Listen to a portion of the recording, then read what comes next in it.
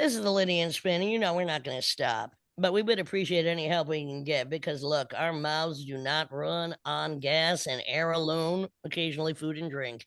So if you wouldn't mind contributing, no contribution, too large or too small, because we're just going to keep going, whether or not you help us out. Your gain, your loss. The PayPal is paypal.me/TSD1975. That's paypal.me/TSD1975. It would help. We're going to keep going. We don't like to beg, and certainly we're not, but actually, it's a fucking command. Take it or leave it. Thank you. This is the Lydian Spin.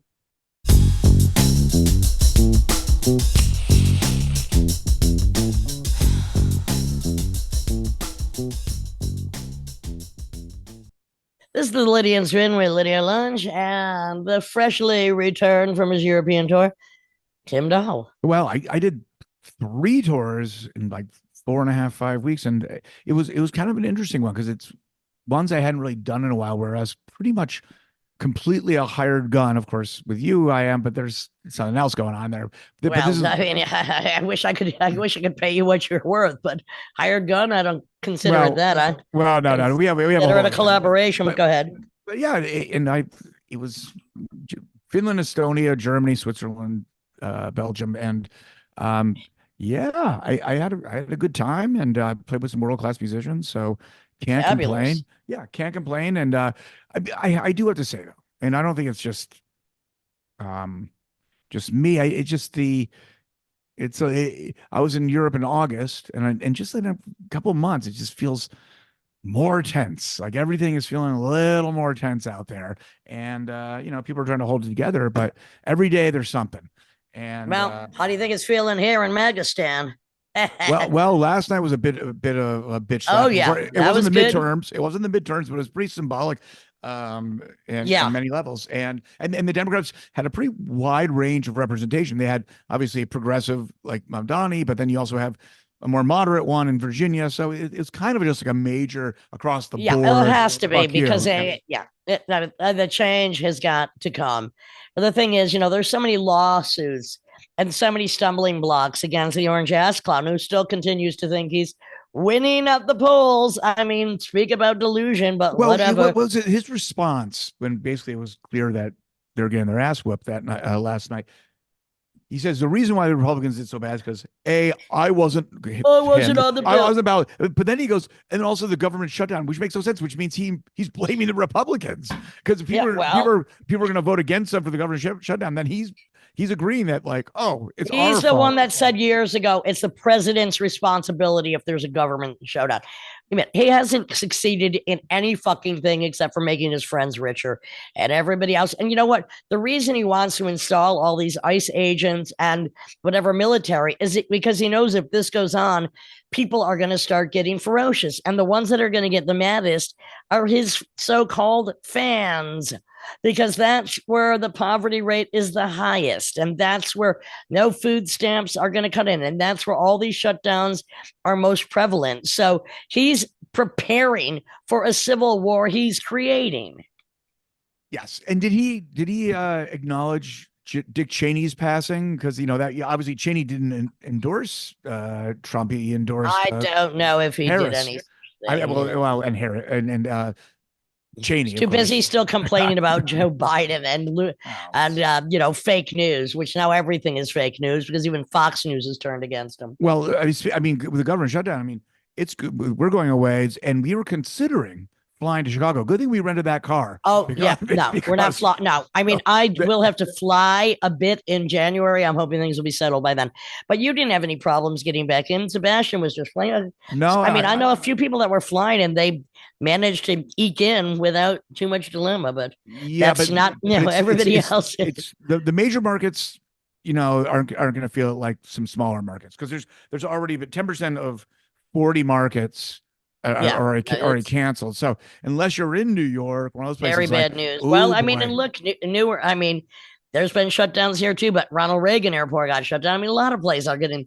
There's just they've just fucked everything. What about that UPS plane explosion in yeah, and like Lexington, Louisville, right? Yeah, it was like people locked down, stay inside because they don't know. I mean, all that fuel that exploded. That thing was insane. That was insane. But I don't think that had anything to do with air traffic control. I think that was just on takeoff it exploded. Well, let's redirect all of this because I'd like to bring back the animal stories that used to be in the early. I did send you one. Well, it's funny because I saw that one before you sent it. I'm glad you did because we both agree that's something to check out. And over 100 bear attacks on humans in Japan since which I didn't even know Japan had bears. Yes, they do. Yes, they do. And they're a variation of the brown bear. They're smaller than they're getting frisky. Continentals. No, because I remember going to Nagano to Monkey Park where they have the hot springs. You have the snow monkeys go there, and you see them in National Geographic, these pink faces and this spiked out white hair.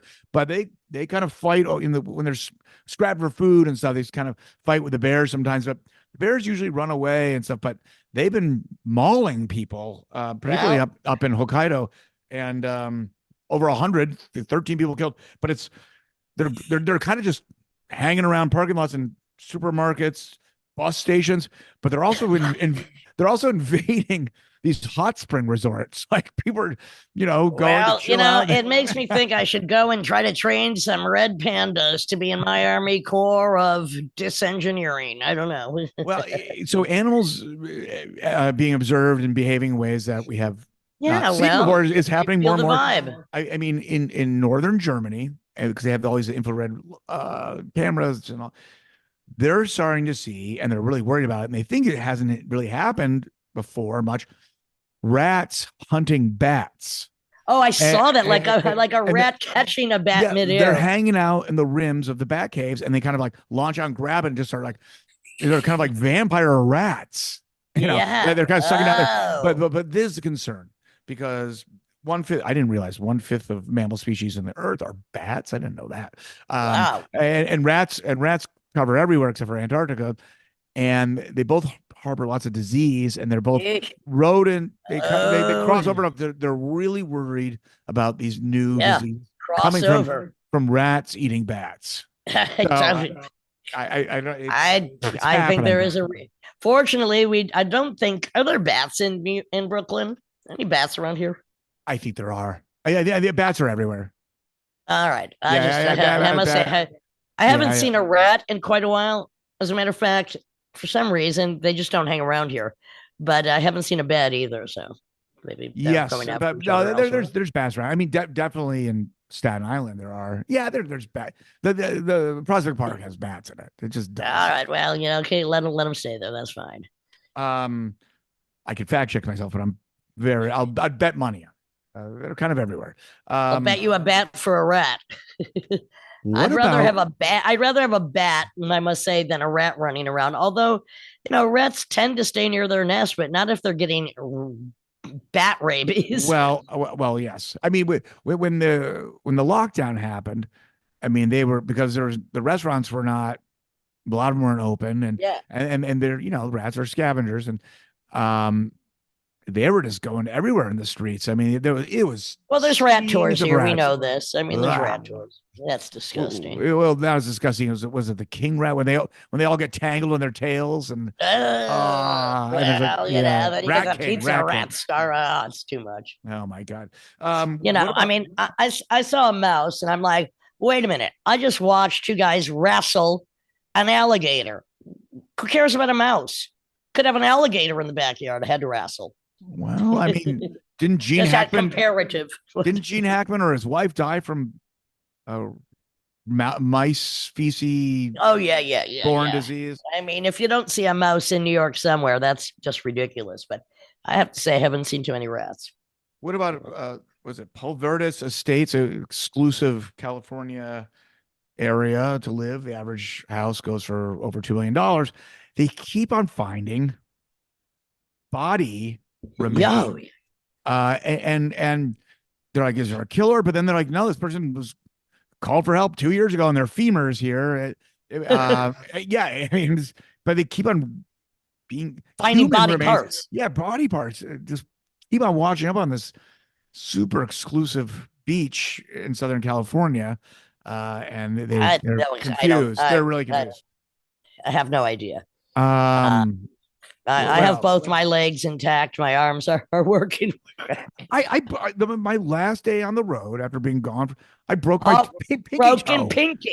pinky toe, and it fucking hurts. And how did you break your pinky toe? Gear and dropping gear on it. That. Oh, sorry about that, pal. Anyway, that's all I know right now. It fucking hurts.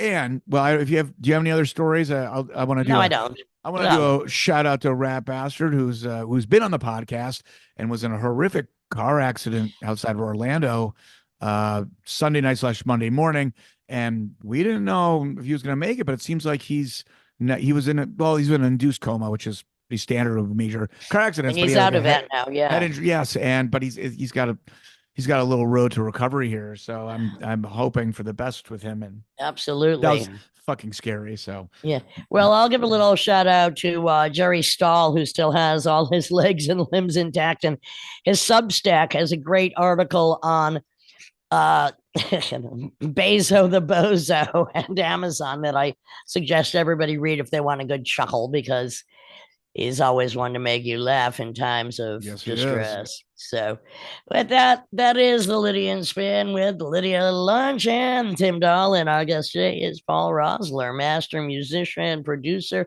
been everywhere all over the LA scene, and he's with us today.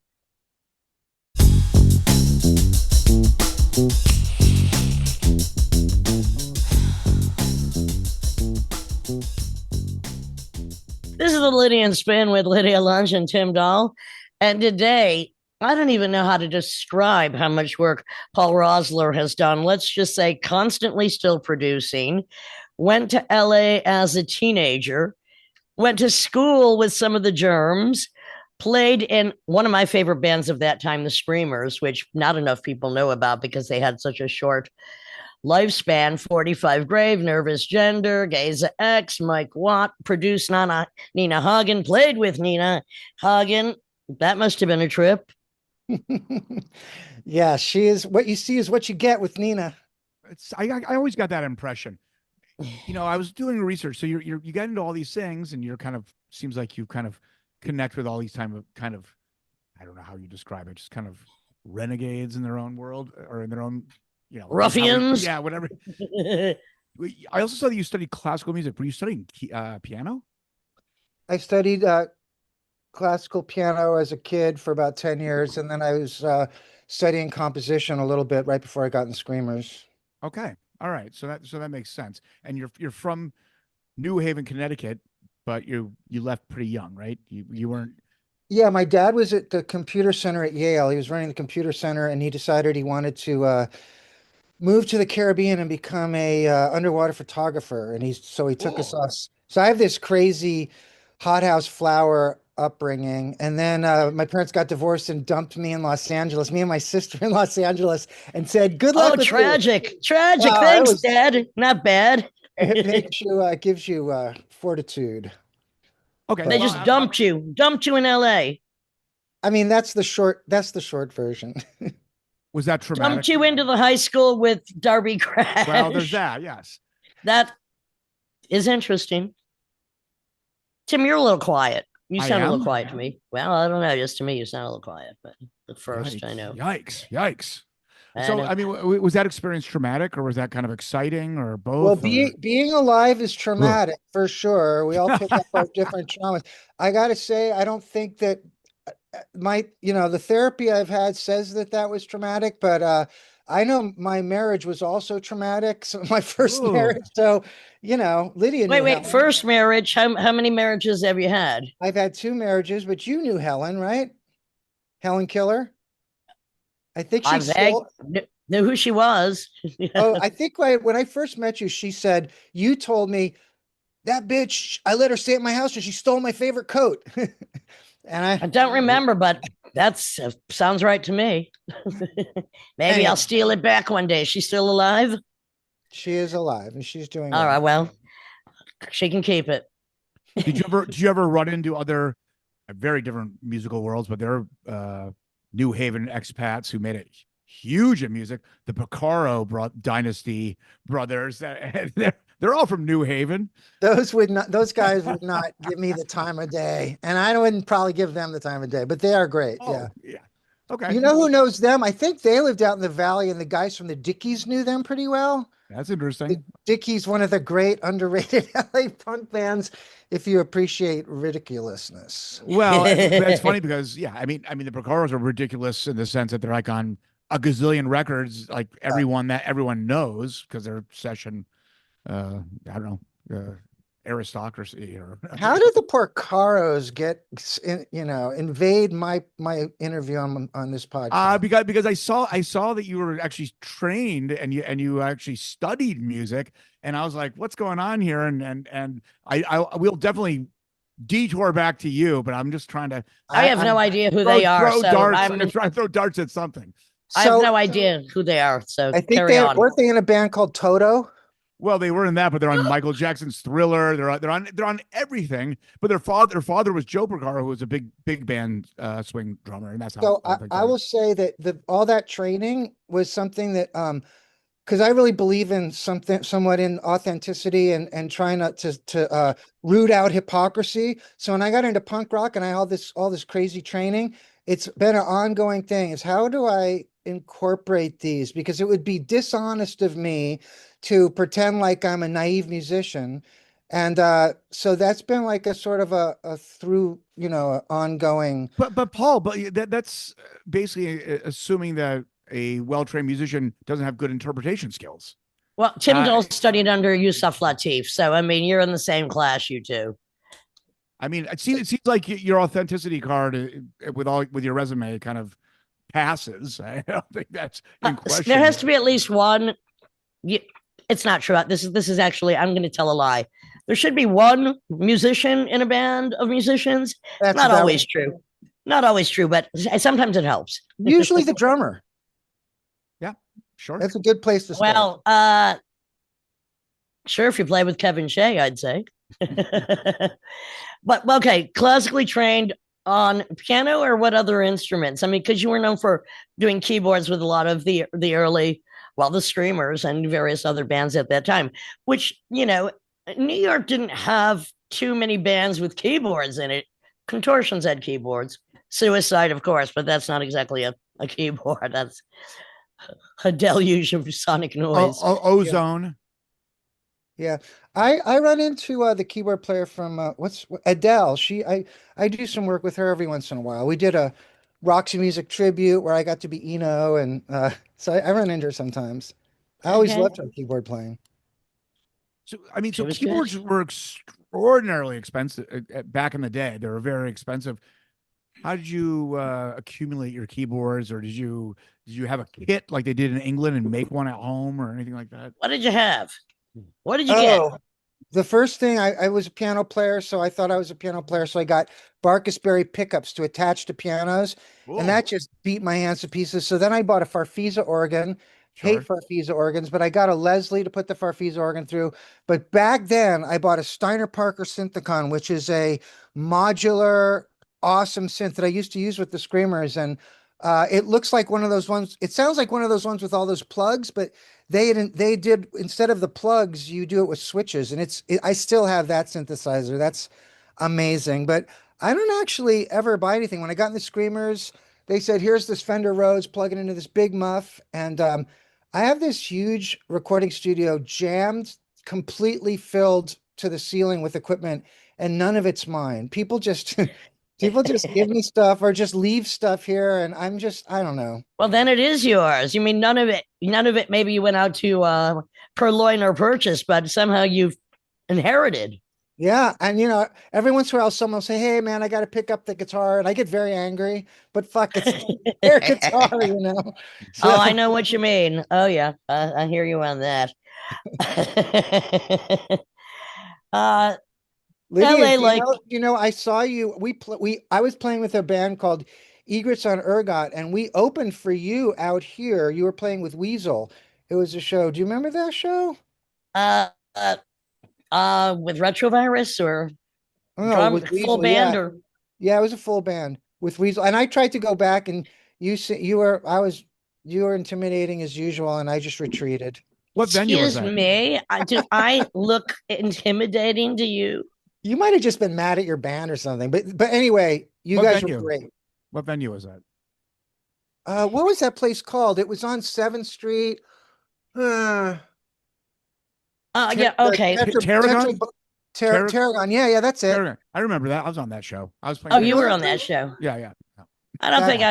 I was never mad at anyone in my band except for Weasel because he was an asshole. Well, I was backstage. I remember that because Lydia wasn't letting anyone backstage except for Jerry Stahl. Yeah. Yeah. And I thought I was going to go and say, "Hey, the good old times. How's it going?" It was like, Well, you know, wasn't the right night. You meet me for 10 seconds. You know, I'm just a pussycat for the most part. Yeah. I'm ferocious. Another person I was looking, you went on tour with Cubby, didn't you? Cubby and Jerry Stahl. And Henry Rollins and Jerry Stahl. Yeah. I went to Cubby's memorial service, and Henry talked about that. And of course, everybody that knew Cubby, he was amazing. He wrote the introduction for my first edition of Paradoxia. You know, we just knocked on his door and I said to him, "Do you have any idea how important you are to my generation?" He's like, "No." I'm like, "Well, I'm going to tell you. I'm going to tell you right now." Yeah. I mean, so important. Yeah. So, Paul, were you kind of like just soaking everything in on the hunt of just more information, more bands, more cool perspectives, or were you being kind of like snatched and recruited because people were like, "Oh, I want to work with this guy," or maybe a mixture of both?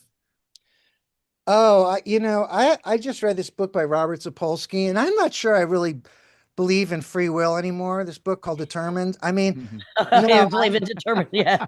I really don't think anybody makes up their mind to do anything.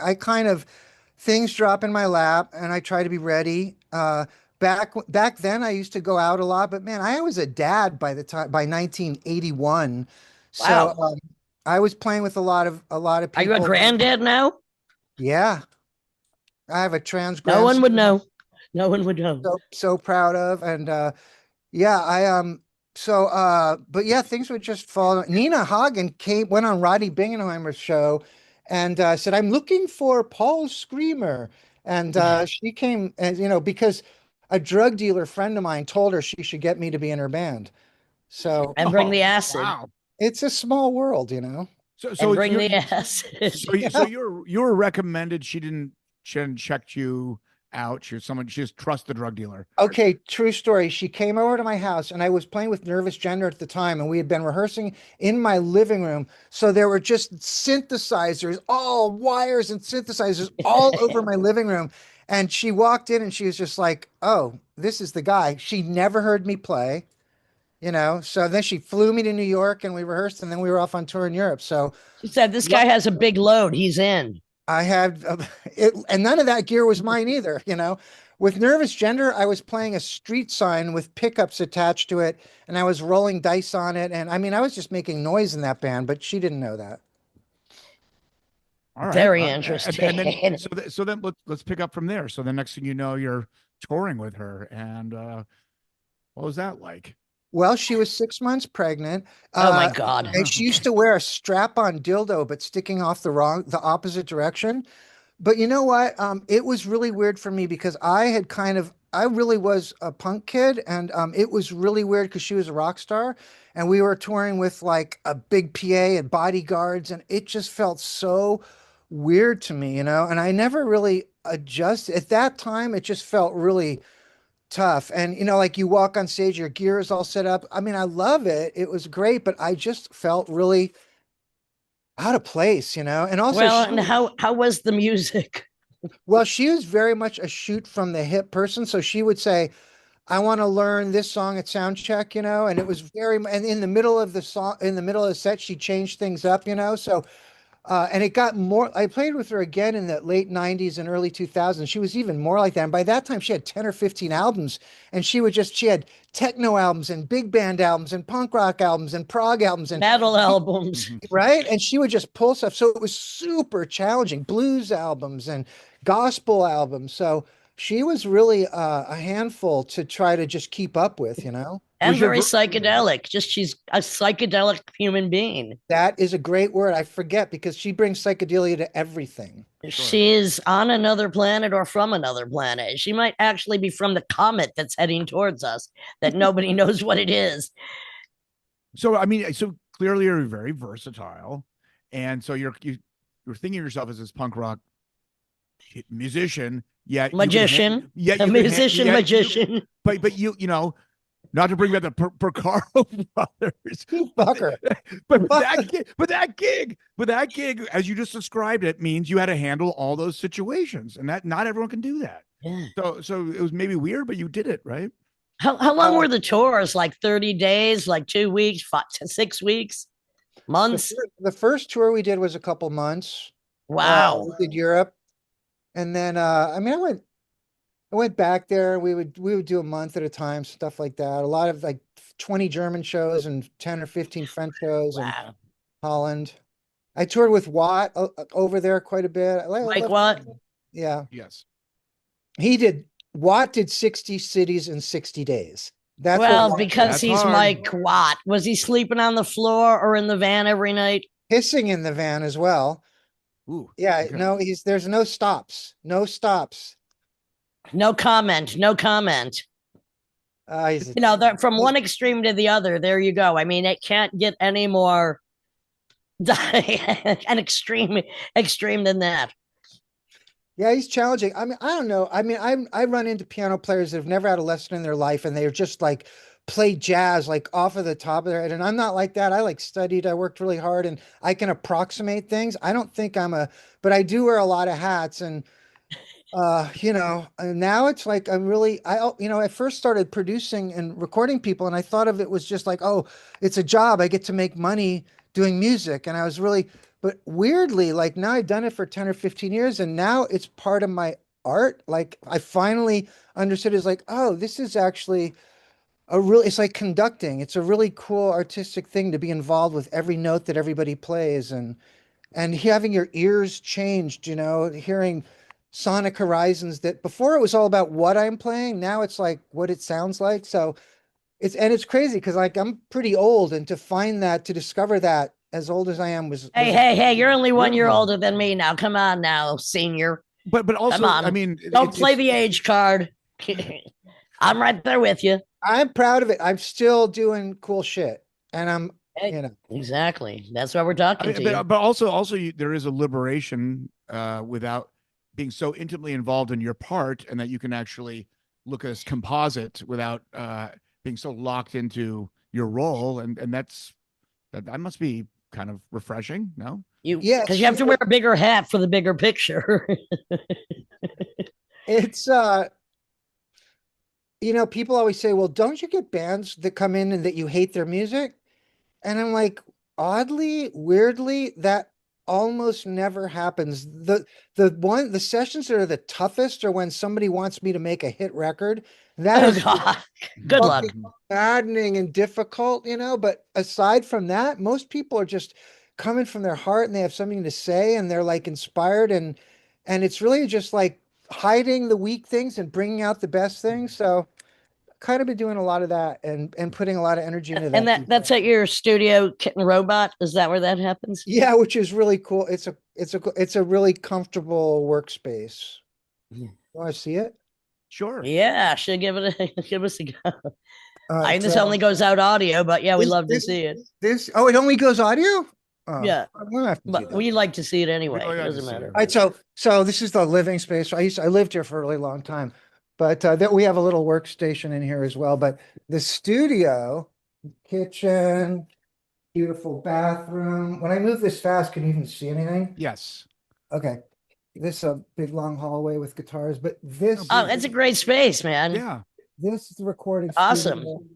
And there's like a drum room and stuff. So, I mean, how often are you how often then are you, for instance, if you're not producing or you're not creating your own stuff, are you like, I got to do something, I got to do it now? Or can you actually chillax occasionally? I started taking Sundays off. And then mighty generous of you to yourself. The other amazing thing that happened is I found an engineer who lives 5 minutes from here Wow. who just is amazing. He went to school, he knows all this shit, and he was like slinging coffee beans before he was working here. So he's so grateful. And he's amazing. He's changed my life, and he's like a really trained guy. And together we cover all the bases. So he takes over from me, but I am kind of a workaholic. I don't know. I don't know what to do with myself sometimes. Yeah. Sometimes you just gotta stare into space Well, and do the nothing. fact that you have Yeah, this running little and bit. you keep it going Hardest is thing for most people to do. I got well, no not just problem. that. Especially in New York, I mean, tracking rooms are becoming an endangered species. Just because bands out here are becoming an endangered species. I don't know. Everyone's on a computer, but you got this engineer, you got this great space, and it seems Well, like and also, Paul, when you it's have an always engineer, coming. then you can also focus more on the bigger picture of the sound without having to twiddle twaddle your knobs. Yeah, we usually don't work at the same time. He just takes over in the evenings and on Sundays. But well, so what were you saying, Tim, about Oh, I'm just saying. Well, oh, you were talking basically, about doing nothing, Lydia. oh, Yeah, I really love nothing. I really am into degree of difficulty. I really feel like if you're really a dedicated, devoted artist, you gotta really commit to it. And I agree, doing nothing is really, really hard. So I do spend a certain amount of time. I have been exposed to that. And even the anarchist position of why are you working so hard? That's just you're just a slave to capitalism and all that stuff. So I've come to this doing Well, nothing. no, but my point is this though: when it burns in your blood, you do it, and you do it when you have to do it. But sometimes you do need to just step back, shut up, close or open your eyes, and breathe. I mean, and believe it or not, I'm very good at that. But I'm not, I don't feel possessed to create. I just do it the same way you do it at a, more prolifically than, and nobody should live up to our rate. But I was trust me, I can be the laziest bitch you've ever seen, but you just ain't going to see that. I was hoping we'd get into this because I saw that you did that movie about mental health. My wife's a mental health worker and she works with some really tough cases. And I'm really, really interested in it. And then once you got someone who, once you're exposed to the mental health, you sort of see it everywhere. You know, you see it in everyone. And people say, there's this awful cliche that I used to really fight against it. The craziest people make the best artists. And I hated that because I feel like then people go out and try to be crazy and they just die. They just kill themselves. They think they'll be good if they are like Yeah, but getting, but that's only because the ones we focus on are the ones that are trying to be crazy. The other ones that are crazy, we might just think, oh, they're our friends, and then all the other normies, we just don't give a shit about. I've But slowly come to that. I've slowly come to understand, no, that cliche is actually true. well, And okay, in doing my documentary, Artist Depression, Anxiety, and Rage, Mhm. or as I subtitled it, My Wonderful Friends, Those Miserable Cunts, as I don't have depression or anxiety because I'm like the queen of cuculuchis somehow. I don't know how. Or maybe I'm just more insane than all of them. I haven't figured it out. But, one of the statistics are 73, I think it's estimated 73% of artists, musicians, whatever form of art writers have some kind of anxiety, depression, or rage. Well, and how could you not? Don't Yeah, even ask me how I do. I know the secret to how I don't. I'm not revealing it right now, but I'm just saying I'm paid for my rage. But Tim, have you ever seen me mad? Very rarely. Really mad? No, no, I mean for recreation, for entertainment, for sure, or for business. I've seen you mad Oh about well, yeah, that's I'm gonna fuck with me. that's like. So speaking of which, what was the One craziest second band? though, Paul. And if Oh, you want to see, I will send you a link if you'd like to I'd love see to. this. I'm really Thank you. interested in that. Yeah. speaking of Yeah. which, Paul, what was the craziest band, if you want to share, that you worked with? If you want to talk about that, I mean, you worked with so many, you've come across a lot of people. Which was there anyone that was like, this is just fucking nuts in terms of just the I need characters mental involved? health, Yeah. but I haven't married my wife yet. Well, I mean, Nina really was up there. Nina was up there, I will say. Hmm. But I've worked with some people. I work with an amazing artist named Harry Cloud, who I love his stuff so much. People can YouTube him. He's very prolific. And he's to me is like a Sid Barrett. He's kind of like a Sid Barrett 2025. He's a beautiful guitar player, but and he's told me many times that he would be dead or institutionalized if it wasn't for coming and working with me. So there's some musical therapy, but he is really, and he's just, he's not dramatic, wild, mentally ill like Nina was. I don't even know if what Nina does is mental illness. She's just, I don't know if She's just out there. She's yes, out there. yes, Manic, he has maybe. borderline features, maybe. I mean, I'm not good at assessing, but Woody he's been diagnosed with everything, Harry Cloud. So I think he is genuinely, but he's a gently that way. But my God, the work we do together. We just put out an hour movie that just came out yesterday, Harry Cloud Lost Acres, and the movie is all stop animation. It's insane. Wow. Lost Supposedly, Acres, it's called Harry it's Cloud called, Lost Acres. just came out 2 nights ago, and So where is it available? it's up on YouTube, I think. I think they Okay, put it up. great. Sure, people will be watching that as soon as possible. I, Stop animation. I mean, now that's the job of a maniac. supposedly the guy just sits there and chain smokes joints for like months on end. Oh my But god. not, the first he did the stop animation, and then he combined the stop animation. He does another version of the whole thing with AI. So stop animation, and you watch that, it's incredible. But then he also did a AI and stop animation. So anyway, I just felt really proud of it. Harry said, "Hey, it's out. Come check it out." And I'm like, I don't really have time to sit for an hour and look at stuff I'm already finished. I was glad I But did so because, were you producing the music for that or well, with Harry, it's just me and him. Like okay. I do a lot of the instruments as well. It's his name on it, but I have a pretty big hand in it. There's some other artists I have a pretty big hand in, like Crow Jane. You can find her stuff on Crow Jane Noise. Josie Cotton, I do a lot of stuff, you know. So there's some people that just walk into the studio and I just grab them and record them. But there's some people I'm actually there with the whole from the beginning of the creative process, which is cool too. I work a lot with Chiton Damone, who is a really stunning artist. She was in Christian Death and um Oh yes, she's done some incredible things. Where does she live? Is she in LA? well, actually, she moved out to Joshua Tree. She's with Rick Okay. Agnew. Rick Agnew's having a lot. Oh, there's another mentally ill, crazy, unbelievably talented person. Here's a guy that created the Orange County sound by playing octaves against in punk rock against guitar chords. I mean, it was copied by everyone. Then he gets bored of that, quits the Adolescents, and goes and joins Christian Death and invents, whatever that death rock style. So he's brilliant, but he's also a handful. And when we had a band, Jatan and he and I had a band called the Jatan Damone Quartet a few years ago, and we did a couple records. And I'm super proud of that. We were doing a lot of shows with that too. I mean, I'm what glad we about? I talked mean, about. She's really loved in Germany, I think, as well. I think that's might be one of her bigger France and Germany. I think she has a lot of fans there. So she came to me and she said, "I want to write a piece about Roz," because she was very close to Roz. Roz hung From himself, Christian Death. singer from Christian Death.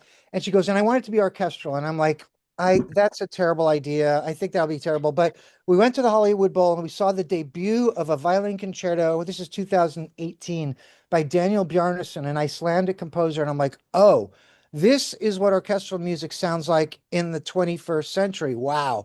It was What's his name incredible. again?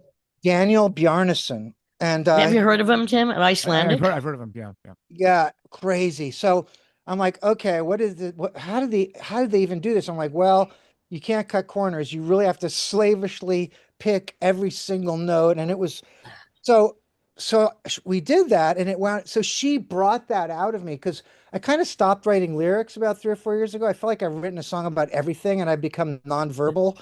And so she writes the words and I wrote this orchestral symphony thing that I never would have done. And that's a thing Chaton does. She decided she wanted to do a version of "Here Come the Warm Jets" by Brian Eno with a choir of people. So she just gets this crazy idea, and we do "Here Come the Warm Jets" for like 15 minutes, and like 30 people just come out of the audience and are all singing, and everybody was so happy. That song.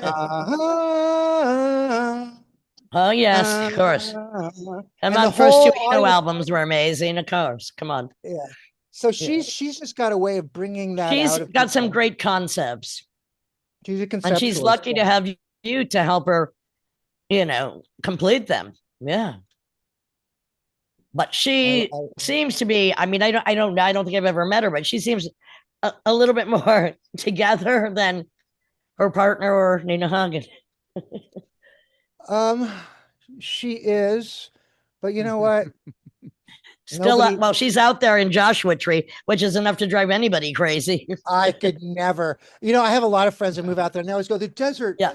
it's so beautiful. And I'm like, fuck you. The Yeah. desert is something you cross and try not to die on your way to where you're trying to get. But hey, I think I have a piece, a prose piece about the desert. That how long would it take to walk yourself to death?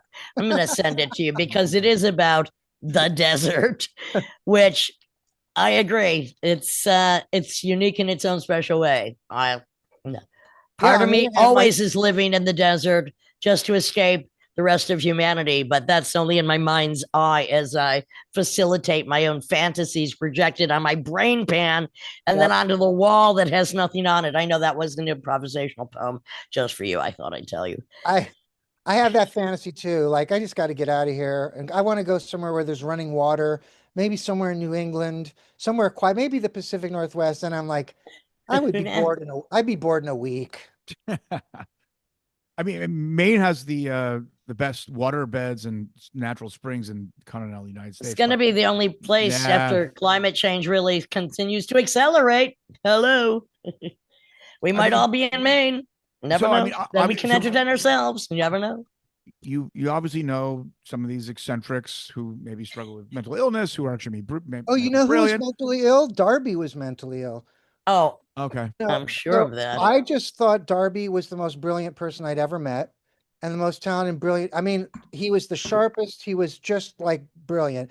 And I met 40, 50 years later, they were doing a documentary about one of our teachers from the special school we were at. And I asked him, I go, do you remember a student named Paul Beam?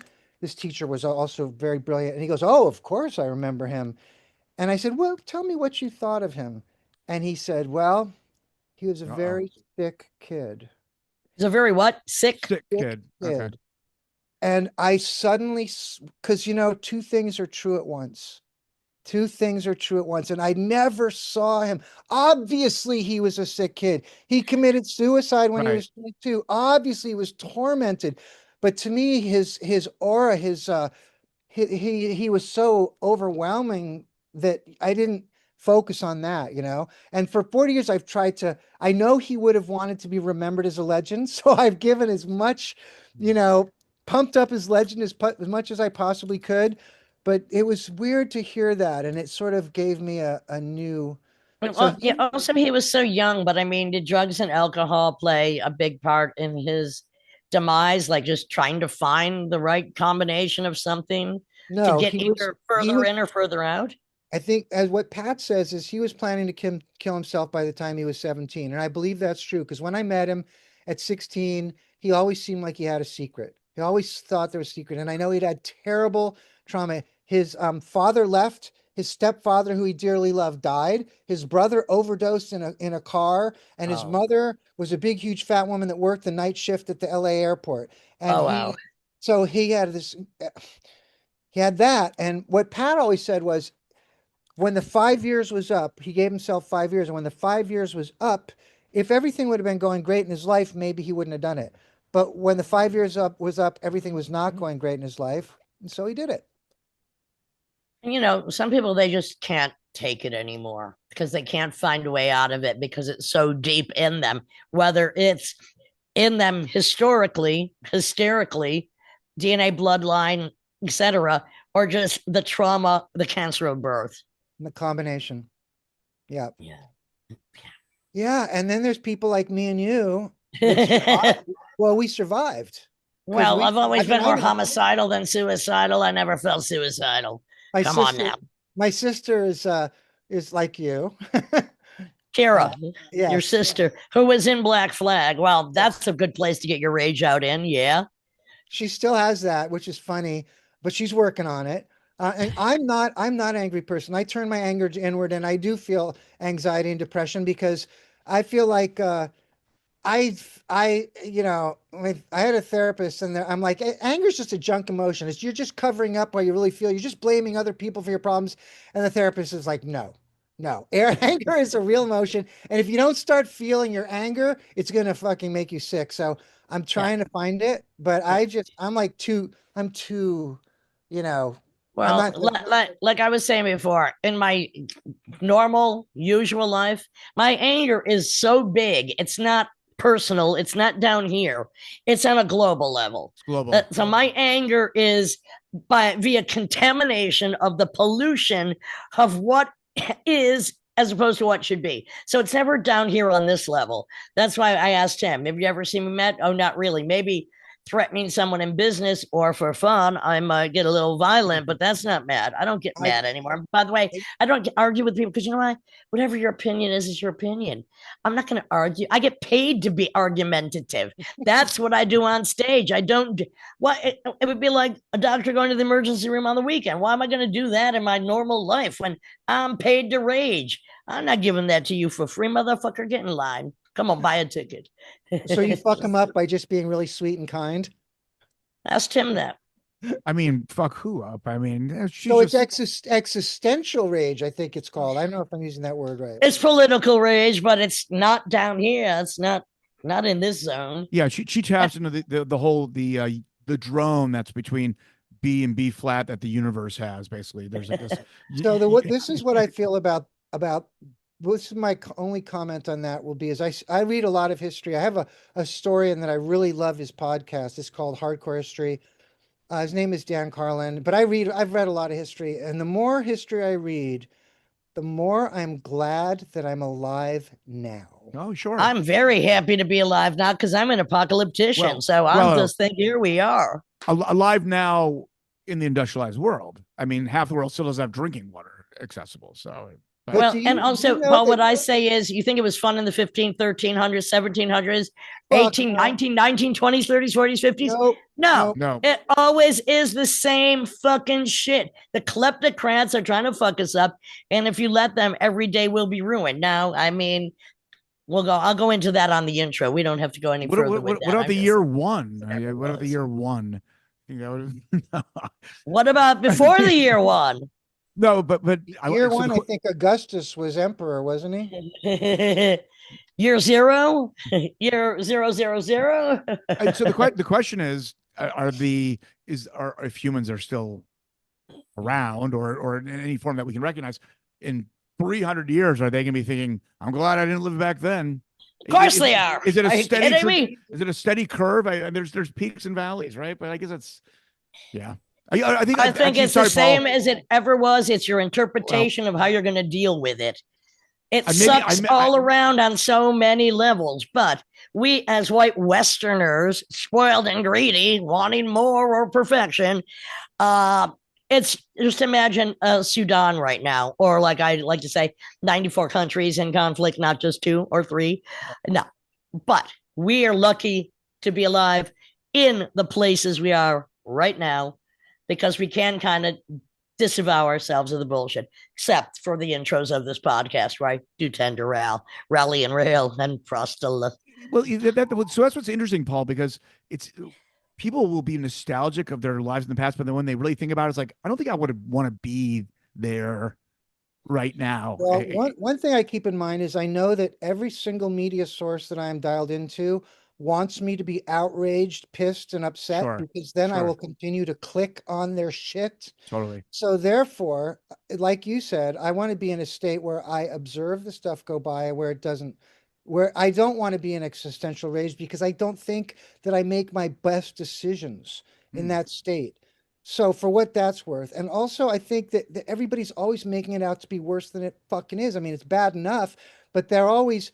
My dad was fucking convinced the world was ending on during Y2K. He was fucking positive. And there's just been one Y2K after another. They figured out, oh, this is great. Everybody bought a bunch of shit for Y2K. We'll just give one after another. Buy some more toilet paper. It's going to go up.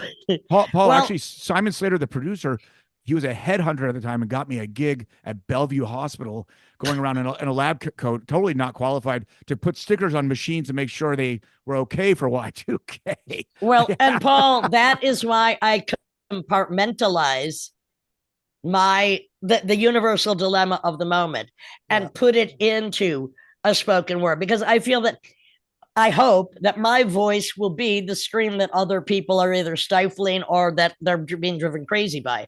So I'm glutting for part of the day on the news, on the stats, but I'm also laughing at it. Yeah. And then I try to find a way, ever more so, with some comedic relief. And I think I'm fucking funny, but other people cry or run. to just itemize the real bullshit, because, and I guess that vomitorium that I inhabit of the spoken word is why I'm so cheery every other hour of the day. Yeah, you'd be crazy if meow you meow meow meow. Crazy. Hey, have you worked with Nick Cave? Doing what? I don't know. You know him? Because I've never met him. I know. Well, don't worry about it. You shouldn't. Oh, really? I just have noticed he's been doing a lot of writing that's kind of. Well, Roland S. Howard was the star of my show, who was in the birthday party. So that's who I was close to. Yeah. Yeah. And recorded with and toured with. And he just talks about protecting yourself, just remain in an artistic. I wish he would protect the audience from his nothing. I'm not going to say anything. I don't want to go there. There's not many people I have a beef with, but he does something about him crawls at my. Lydia, I always fucking, someone will ask me about somebody that I know everybody likes that I'm supposed to like too. And I fucking always fall for it and admit, like, I know I don't really get it, and then like half the time I know the people in the band, and it gets back to them and feelings. I don't give a shit. The birthday party were one of the best bands that ever existed. They were amazing. I don't need to say anything more about that. That was amazing. I'm so happy I rubbed up against it and recorded with Roland S. Howard. He, to me, was the star of the show. And if you haven't heard Teenage Snuff Film, one of his last albums, it's on YouTube. It's genius. I actually saw that. So I was producing someone the other day, and they were recording this song, and it was coming out a little too Burt Bacharach, and they knew it. And they're like, I don't know what, and I'm not sure what. And then Paul puts on his producer hat and he goes, I think we need some birthday party guitar on this song. Nice. And honestly, I had never listened to Birthday Party. I just knew. You just zoned into it. I just knew that it was. And this is a few days ago. This was like 2 weeks ago. And so we call up and the artist is like, yes, perfect. So did you have to go and listen to some Birthday Party? Yeah, because I was showing him, here, listen to this, for example. So, yeah. Well, Roland Howard, one of my favorite albums, Teenage Snuff Film, it's on YouTube, and it's just stupendously gorgeous. One of my favorite artists that I produce, Crow Jane, her favorite, and she's a guitarist also. She's in a band called Egrets on Ergot as well, and she always cites Roland Howard. And I love these kids, man. They come in, they're fucking amazing. And then if you say, well, hey, maybe play a major chord instead of a minor chord, they have no fucking idea what you're talking about. I don't have any idea what a note, a chord is, a cable. You're the mother of all of them. Lydia, no, I'm not. Excuse me. I'm the king of New York. I'm not the mother of any. Don't blame me for their art crimes. Now, Paul, I got to correct you on that. I was listening. Blame me for their art crimes. Leading up to this interview, I had to listen to some stuff and get and like, God damn, she did some good records. So, honey, I wrote over 400 songs. I hope you like a few of them. I was digging it. I was loving the guitar textures. I forgot Eno worked with you. Yeah, well, he didn't do much on that No New York album except fuck himself into the hospital, which was a relief. Bob Quine did a better job producing Teenage Jesus than Eno. But it sounded, because it was so aggressive, I expect, now that I'm an engineer and a producer and a mixer and a mastering guy, my ears are different. So I go to that and I expected Teenage Jesus to sound really harsh, really brittle, and it sounded fucking awesome. It was tight as fuck. Let's put it that way. It was recorded great. Thank you for that one. All right, then fine. I'll go with you on that one. But It was tight. We rehearsed every day. When you're going to be that out, you better be in the pocket. Fucked himself into the hospital. What does that mean? I'm just saying it happened. Don't ask me. It wasn't with me. I'm taking no responsibility. That's one dick I didn't fuck into the hospital. Oh, who said that? Uh, Sorry, I'm a little bit randy. I don't have my pants on, and I'm man spreading. Oh, Big Lou is Paul, in the house. Paul, did you go Reel on this the, back in, Timothy. well, yeah, did you, Tim, I see Tim's role on this podcast. well, did you tour with Fancy Space People? Because maybe we ran into each other. I know you were involved, but did you actually do those like opening up for Smashing Pumpkins shows and all that stuff? So that Yes. means we did a show together at Death by Audio because you guys, I think, played Madison Square Garden or something, and then opening up Which band? Fancy Space People. We we played New York, but it wasn't Madison Square Garden. Or maybe I missed, but you did your opening number or act, and then you hurried up to Brooklyn to do a show at Death by Audio. Oh, so you're at that one, and I think I had played that show, but you guys had just rolled in, so I don't think you saw my set, and it could have been one of my many bands, but I remember seeing that, and it was kind of funny because I loved it, but it kind of was like it was real kind of East Coast West Coast. It was pretty polarizing in the crowd. Like some people were like, "I don't get this." I got it. I was enjoying it. Such a cool band. Well, I'd say musically, it's pretty influenced by, say, Bowie T-Rex, but with a healthy dose of psychedelia. But everybody had to wear space costumes. And so that was polarizing for people. The first time they showed me the onesie and said, "This is the costume." Oh, God. I was like, no. But, after a while, it made me feel kind of sexy. So Well, that would have been your opinion, Paul. But I'm just, I'm always impressed when a band is more than 5 members and they can keep it together. Well, Don Bowles is brilliant. I worked with him, obviously in 45 Grave, which is another great band. Don's got a great, little, what we call it, a little cult. Well, of course you go to cult. He's made some good stuff. 45 Grave, Celebrity Skin, The Germs, and then I'm glad you have heard Fancy Space People, because I didn't really want to join them, and they wanted me to join, and I said I don't want to be in a band, and I finally said, well, I'll only be in it if my girlfriend could be in it, and I thought that would get me out of it, and they're like, fine. So, and then they kicked me out later. Okay, I didn't know you could get kicked out of that band, but I guess you could. Well, you know why? Because splitting up the money 6 ways versus splitting up the money 4 ways. Okay. Let's talk about 45 Grave. Yeah, what was that? I mean, you were talking about potential mental illness, psychosis. Correct me if I'm wrong. There's some drug psychosis going on with that, or? Yeah, mental illness, substance abuse is one of them. It's a primary mental illness, because you cannot treat all the other mental illnesses as long as you're slamming heroin or smoking crack. So you got to treat that first. And the funny thing is, I had 2 babies. I had a 3-year-old and a 1-year-old. So, you weren't smoking the crack. You weren't shooting the heroin. I had an uncle that was a junkie when I was growing up.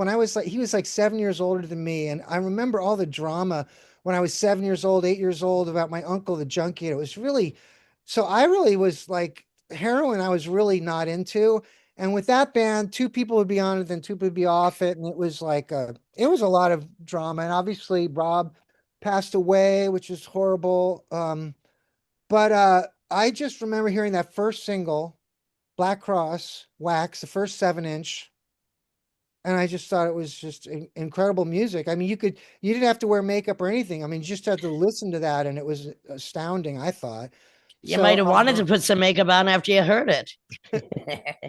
And then I was playing with Twisted Roots, and our manager was managing them too, and he goes, they're looking for someone to do keyboards. But Who was in Twisted Roots? Pat Smear, Kira, and then a singer named Maggie, and a drummer named 2 different drummers. What kind of music was that? I'm not really familiar with. I mean, I'm familiar with the name, but I'm not familiar with the music. So what happened was the Screamers broke up and Darby died. Right. And Pat and this was the very beginning of, we thought this nihilism it comes to a really sad and horrifying end. And is it possible to create art that is not like that? And David Foster Wallace, the writer, battled with this a lot, because if you don't get dark and cool and cynical and satirical, then you run the danger of being maudlin, sentimental, and cheesy. So I really thought our challenge was to try to find a way upbeat a little. yeah, but not stupid. That was the Yeah, challenge, that's hard. It's really, really hard. But I thought we pulled off. It was just really chaotic. Like Pat's favorite bands were at the time were Beatles and Queen. Before that it was Yes. So Yes, the Oh, Beatles and Queen, those are his favorite bands. And I was kind of really into Pill at that time. Okay. So we were trying to mesh like noise, no wave with Beatles, something like that. I don't know. well, really, if you dig a little deeper into the Beatles, I mean, if you go helter skelter on it, they've had some noisy and weird and funky shit around that period. But Yeah, if Pat's into those three, I mean, you could argue Beatles were kind of early prog sometimes also. And so you have Yes and Queen, Paul McCartney could go very prog. So I never knew Pat was such a prog head, but I guess you learn things sometimes. Okay. Pat is an amazing. So it's no accident that Pat was in the Germs, Nirvana, and the Foo Fighters. He has the most wonderful creative sense. But even if you're not asking him to be creative, his right hand is so fucking incredible. With guitar, like your right hand just makes you jump up and down and want to hit someone and dance, and it all comes from there, right, Lydia? Sure. He's got an incredible.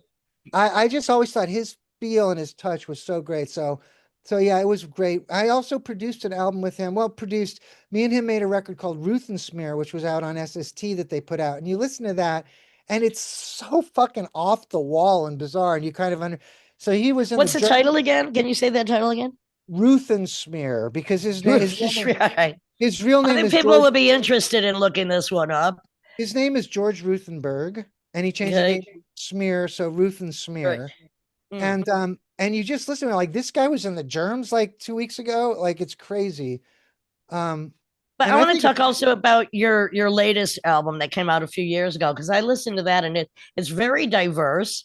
Some parts of it are really like majestic, a little bit Bowie in there somewhere, but it's very diverse, which I thought that was, that's always exciting to me. Are you talking about the Turning of the Bright World? Yeah, the Turning of the Bright World. Yeah. Well, I found that very eclectic. I mean, I did a bunch of records, and that finally I wasn't recording in my garage. I finally had a studio, and I kind of call that the No Excuses record. Like, you can't say, well, there's one album I recorded, like I was breaking up with my girlfriend, so I recorded one album in a month, write the songs, record the songs, mix everything in 1 month. I set this, so now I just have an excuse. Well, I did that in 1 month, So this was a No Excuses record, and I had to but there was some stuff going into that. I was, I don't know. The only way I can write words at that point was like, you make music and then you go out and you just go, blah, blah, blah, blah, blah, blah, just do that. And then you listen and you go, oh, that was a word there. And that was a word there. Oh, yeah. I've never done it that way myself, but that's an interesting. That's a big one. And a lot of the death metal guys do that. It's this phonetic thing. And then you go back and you decode whatever this singing or screaming in tongues is. I think there's a lot of good things about that. For one thing, the vowels and the consonants are the vowels and the consonants that were generated from the music. And the words I feel like the music is a lot smarter than me, or else my ability. Nice. The music made you. tells me what to say. Yeah. Yeah. I mean, that's a thing. Like when someone's writing lyrics, maybe after the fact, sometimes you just pick the word that just sounds the coolest, and it could be make no sense sometimes. All right, want me to tell you how I write lyrics, Tim? Please. I get the first line, and then it takes me 5 minutes. But that's me. I'm like an automatic writer. I get the first line, it's done. That's it. But I started by writing for spoken word, so words obviously. It's funny that you said automatic writer, because Robert Ashley's piece automatic writing, which is masterpiece. He had Tourette's, and so it took him 4 years. He had 4 years What are you of trying saying? to capture it perfectly, and that's what he did. He captured his Tourette's moments in this super modern Look, anybody who classical writes piece, and then anything, whether it's check music that or out. It connects all of lyrics, this. Yeah. has their own technique, style, procedure, procedure. Everybody has a different technique. It's whatever For sure. whatever it takes you to get to that point to do it. Because if it's burning in you, you're gonna do it. And that's what this is all about, Paul Roessler. And it's obviously been burning in you for a long time, and I don't see it stopping. And this is the Lydian Spin with Lydia Lunch, Tim Dahl, and Paul Roessler. Thank you so much, my friend.